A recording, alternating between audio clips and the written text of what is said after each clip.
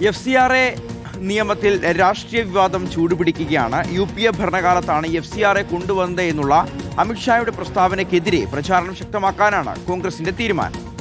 പ്രതിഷേധം കടുപ്പിക്കാനാണ് കേരളത്തിൽ നിന്നുള്ള MP-മാരുടെ തീരുമാനം. പാർലമെന്റ് സമ്മേളനത്തിൽ ബിൽ വീണ്ടും കേന്ദ്രം കൊണ്ടുവരും എന്നാണ് വിവരം. ബില്ലിൽ ക്രൈസ്തവ സഭകൾക്കും ആശങ്കയുണ്ട്. നോബൽ മാരിക്കാരനുണ്ട് വിശദാംശങ്ങൾ നൽകാൻ.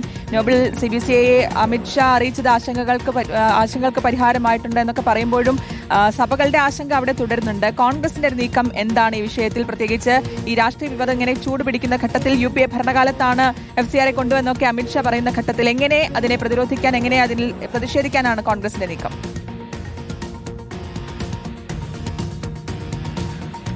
ശ്രുതി, FCRA ഭേദഗതിയുമായി ബന്ധപ്പെട്ടുകൊണ്ട് രാഷ്ട്രീയത്തെ പുതിയ രാഷ്ട്രീയ വിവാദമാണ് ഇപ്പോൾ ഉടലെടുത്തിരിക്കുന്നത്. പ്രത്യേകിച്ച് കോൺഗ്രസിന്റെ ഭരണകാലത്താണ് FCRA കൊണ്ടുവന്നത് എന്നാണ് ഇന്നലെ CPCI പ്രതിനിധി സംഘത്തോട് കേന്ദ്ര ആഭ്യന്തരമന്ത്രി അമിത്ഷാ വ്യക്തമാക്കിയത്. എന്തുകൊണ്ട് അന്ന് നിങ്ങൾ ഇക്കാര്യത്തിൽ നിലപാട് സ്വീകരിച്ചുകൊണ്ട് ഇത്തരത്തിൽ വിഭിന്നമായ, പ്രത്യേകിച്ച് ഇതിനെ എതിർത്തുകൊണ്ട് രംഗത്ത് വന്നില്ല എന്ന ചോദ്യം അടക്കം അമിത്ഷാ ചോദിക്കുകയും ചെയ്തു. പ്രത്യേകിച്ച് CPC അധ്യക്ഷൻ ആന്റണി പുൾ അടക്കമുള്ള ആളുകളാണ് ഇന്നലെ കൂടിക്കാഴ്ചയ്ക്ക് വേണ്ടി പോവുകയും ചെയ്തത്. കോൺഗ്രസിനെതിരെ വലിയ വിമർശനമാണ് ഇപ്പോൾ എന്താണെങ്കിലും ഇതുമായി ബന്ധപ്പെട്ട് ഉയരുകയും ചെയ്യുന്നത്. ആ പശ്ചാത്തലത്തിലാണ് കോൺഗ്രസ് എന്താണെങ്കിലും തിരിച്ച് പ്രതികരണം നടത്തുന്നത്. കാരണം കോൺഗ്രസിന്റെ കാലത്ത് ഒരു തരത്തിലും ഇതുപോലെ രാഷ്ട്രീയ വേട്ടയാടൽ, അല്ലെങ്കിൽ ഈ ന്യൂനപക്ഷ സ്ഥാപനങ്ങളെയോ അല്ലെങ്കിൽ അത്തരത്തിലുള്ള സമൂഹത്തെയോ വേട്ടയാടുന്ന രീതി ഉണ്ടായിരുന്നില്ല. അത് കേന്ദ്രത്തിൽ പ്രത്യേകിച്ച് BJP അധികാരത്തിൽ വന്നതിന് ശേഷമാണ് അത്തരത്തിൽ നടപടികൾ ഉണ്ടായിരിക്കുന്നത്. KC വേണുഗോപാൽ അടക്കമുള്ള ആളുകൾ ഇതിനോടകം തന്നെ ഇതുമായി ബന്ധപ്പെട്ട പ്രതികരണങ്ങളുമായി രംഗത്തേക്ക് വന്നിരിക്കുന്നു. പ്രത്യേകിച്ച് KC വേണുഗോപാൽ വ്യക്തമാക്കുന്നത്, അതായത് ന്യൂനപക്ഷ സ്ഥാപനങ്ങളെയും പൗരസമൂഹത്തെയും വേട്ടയാടാൻ നിയമം ആയുധമാക്കുന്നതിൽ സർക്കാരിന്റെ പങ്ക് മറച്ചുവെക്കാൻ വേണ്ടിയാണ് ഇപ്പോൾ ഇത്തരത്തിൽ